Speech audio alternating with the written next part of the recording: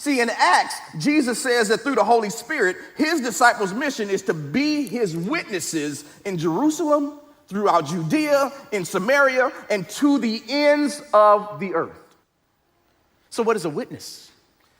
Someone who can give evidence on your behalf that what you are saying is actually what happened. Anybody here watch Judge Judy?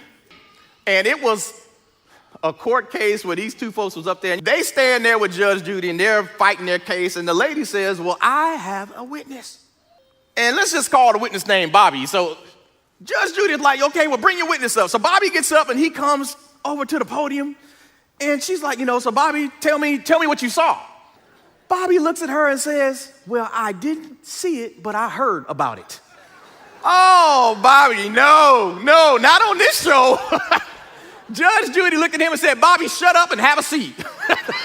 She was like, you weren't even there? Well, no, I wasn't there. Then what you come for? What kind of witness is a witness that didn't witness nothing? This is how witnesses are supposed to work. You come in with things that you saw, things that you heard, things that you experienced that would lend credence to what's being said. Jesus comes on the scene and is telling people that he is the Son of God and he's the Savior of the world. And the Bible says that we are to be his witnesses. We are to bring evidence to the court before the jury to prove that what Jesus is saying is real. In the natural, we call the presenting of evidence testifying.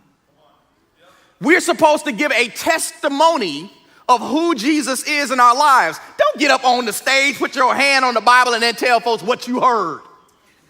No, when I testify, I tell people what I know about Jesus. I tell them what I saw Jesus do. I'm telling them what I watched Jesus do in my life. I'm telling them I watched Jesus heal me. I watched him bring my marriage back together. I watched him bring me out of the sick bed. I watched him heal her from cancer. I watched him do miraculous things.